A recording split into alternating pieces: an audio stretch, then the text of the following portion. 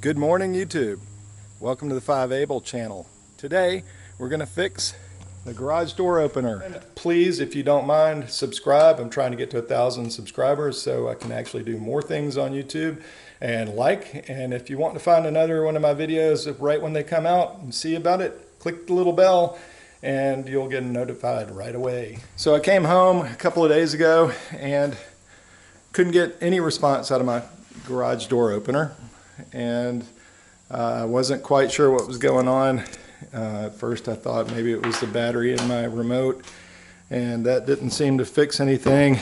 And I noticed that even when I came in the garage area, these light bulbs normally turn on.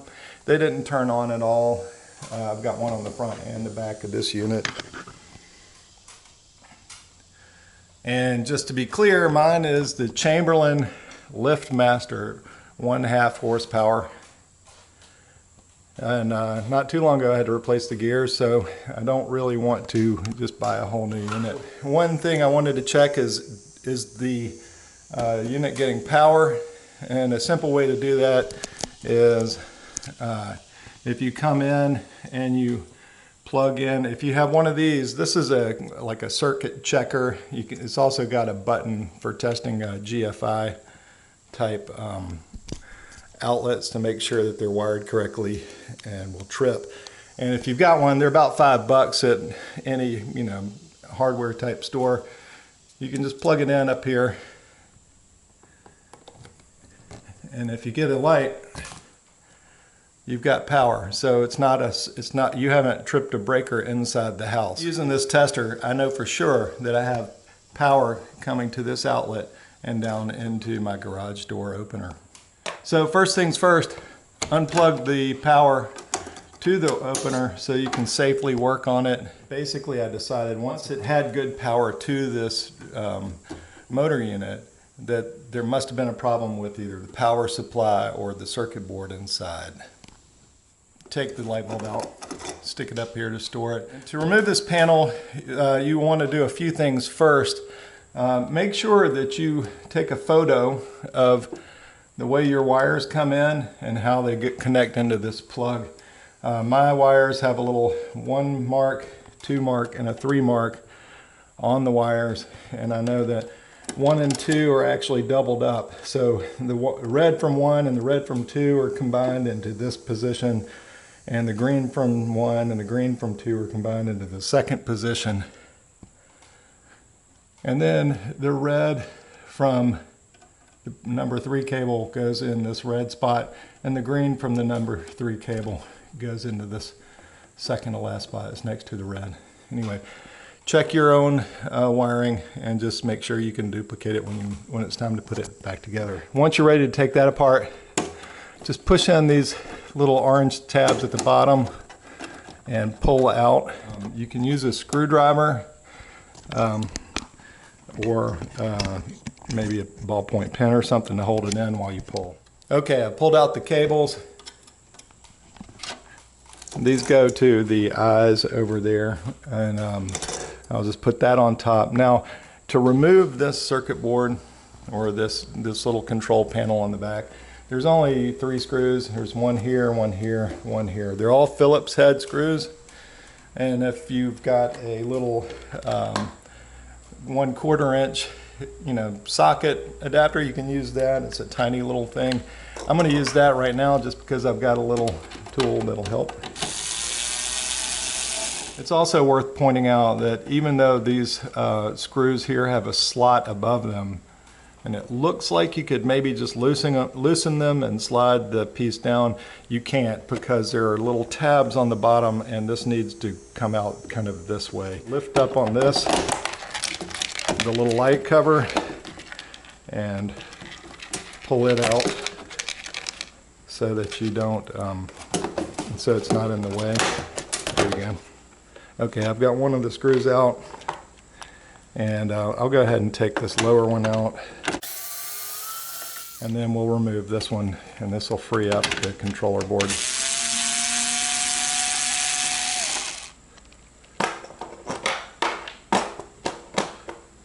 Okay, that takes that off. So then all you do is pull this back and then lift up a little bit. And inside you're going to have a few wires. This is why you want it to be unplugged, remember, before you get inside. And this is the power supply. And this is the circuit board that has all the working stuff like storing your key codes and stuff like that. So you need to unplug this connector, and you'll see there's one pin off by itself and 1, 2, 3, 4 after the gap. And into this plug, it has the same kind of setup. There's one pin and then a gap, and then the 4 pins, 1, 2, 3, 4. And it makes it where you can only plug this in one way. And then the other thing you need to disconnect is this heavier wires. Whoops, sorry, that did that one-handed. So it's kind of awkward, but that's all it takes to remove the board. To get the replacement part, I wanted to get just the power supply, which is that kind of beige colored board, and I could not find it anywhere. But these back panels are readily available as an entire unit. I got mine for about 75 bucks off of Amazon in a couple of days. And the part that's important is, if you can see it, this number right here. On mine it's a 41AC050-2, and I got the exact replacement except for it's a little newer, and there was another like an M or a W, I can't remember past this. But the most important part for mine was that 41A, and then they had zeros, so it covers a wide range. So right now we've got the control board off the back of the garage door opener. Keep in mind, when you replace that entire circuit, both pieces, the control board and the power supply parts, your key codes from your clickers or your remotes are stored in that circuit board. So you're going to have to reprogram your remotes. It says OEM genuine parts 041AC0502M, and you'll see your new controller with instructions. And we'll pull it out of the bag, and you can see here 41AC0502M should work fine with mine. Looks exactly the same. Okay, since this is a brand new controller board, I don't want to drop it, so I put the camera on a tripod. I hope you can see what I'm doing, but basically remember, we've got to connect this heavier wire onto the control board here. The heavier wire goes to this part, which is the power supply, and it has 2 pins with a gap and then 4 pins. There's only one way to connect that, and again I've covered how to connect the other one, which is 1 pin and a gap and 4 pins, and it's lighter weight. First I'll connect the one that's lighter weight because it's a little bit longer, and second I'll connect the heavier weight connector to the power adapter or power supply. Pretty simple. Give it a rotate so that the wires go back up in the right spot. And then there's metal tabs here that fit in this right here. So you've got to make sure you put those in. Sometimes you have to fit this in a little bit. Yeah. There. Once you get it seated pretty well, you can just flip it forward and you'll see that the screw holes line up. To get it started, I've got a magnetic tip screwdriver, Phillips number 2, and I'll just stick it in here and give it a twist. Now there's 2 kinds of screws you'll find on this unit.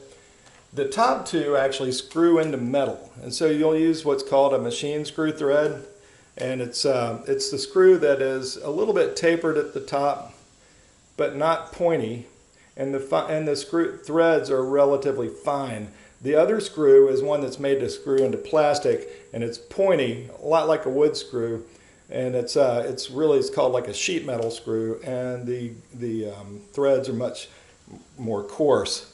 And that's the one that goes down here because it's screwing into plastic. So I'll go ahead, and this is the one that goes into plastic, and I'll just stick it in. just put a twist or two on it, not much. And then here's the last one.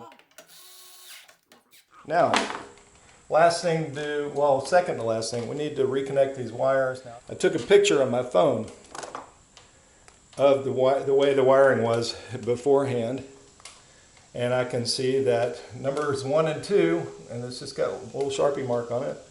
The red goes in this first spot. So, red, push down the little release button down here, the red's in there. I know that the green from this pair of cables is, I've twisted them together and I've stuck them in this hole here. I'll push it down and that's connected. And now from my picture I also can see that the red goes in this red spot and the green goes in the white spot. And so now I know, because of my picture, that I've wired exactly back the way that it was when I found it. I'll take my light bulb, screw it in, stretch the antenna out a little bit, flip that up, and I'm going to go ahead and put this light cover back on. And it's just stick it in and flip it up. Now that's good to go. One thing we don't want to forget is power. Because you may get down and think, why is it not working? Why is it not working? I'm not sure, but I have a feeling that maybe some of the lightning storms that have been in the area were what took this thing out in the first place. So I went ahead and bought a little inline surge protector, and I'll just put it right here. And you can see it's good. It tells me that the power is protected and it's grounded, which I want it to be. And then I'll plug into that, and look at that, the light's working already. So I know that that was part of the problem. Now I have to go and reprogram the garage door openers just like you would any other system. This Chamberlain is pretty easy. Okay, so I took the light bulb out just so we can see better, but if you need to reprogram your remotes, you just click the Learn button right here. You'll see this light, and then you need to quickly go to your remote, either in your car or a handheld one, and click it a couple of times until you get this to flash and acknowledge that it's set. And then it'll open and close the door. Okay, I double checked, and the stops for your for the up and down are actually set on the motor unit itself. Here and here, this controls how hard and how far up it goes and how far down it goes and when it stops in each direction. So you don't have to worry about that. So wire 3 on that, when we did the installation up there, controls the switch that's on the wall in my garage. It's a hardwired switch. Let's just see what it does. And you can see that little piece is coming back. You're probably going to run into this situation where it doesn't quite line up and engage. And all you have to do is come out to the end of your garage door and push it. And once you push it, you'll see that it will re-engage. We need to check these settings, the close force and the open force, to make sure they are correct. The circuit board comes with the force settings set as low as it can go, basically. So when you push the button and there's any load on it, you'll see what happens. It kind of goes into a fail-safe mode where it backs up. It thinks maybe it hit something and it just stops. So what you need to do, go to your old board and you'll see these 2 screw adjustments down inside here. I hope it's still in focus. And you get an idea of where they're set. Looks like both of mine are at about a 7 right here and here. I'll go adjust them on the new board to 7. I've set these both of these to 7, and now let's see if it works properly. I'll screw in the light bulb, and now I'll push the wired button. Looks like I still need to do some adjusting. So I'll come back in here. And I also, in the meantime, have checked the the sensors by the door to make sure that they weren't kicking the door back as well, because that could be. So I'll just nudge it up just a little bit more, not much. I'll leave it down since we might have to come back and do another adjustment. Still nothing. Okay, I had to adjust them up to 9. Let's see what it does. All right, that was enough to make it work right. We'll click it again, get it to come up, make sure it stops. Great. Okay, I looked at the instructions that came with the control board, and it says to test the downward force and make sure that it will sense something if it's about to squish it. So I put a piece of wood in front of or across the path of the doorway, and we're going to test that right now.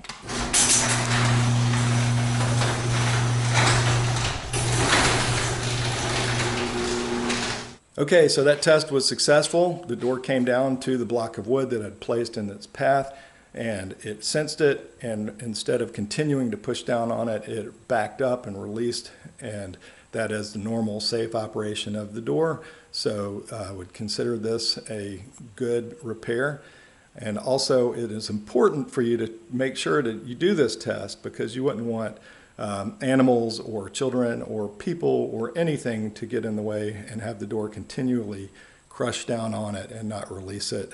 To be a very dangerous situation. So please keep that in mind. And remember, my videos are for informational purposes only. I show you how I fix things around the house to save money, and you can do the same thing, but everything you do to repair around your house is not, I'm not telling you to do this. It's something you've decided to do, and it's at your own risk. So make sure you have the proper abilities and tools and safety gear like eye protection or ear protection or gloves whenever it's needed.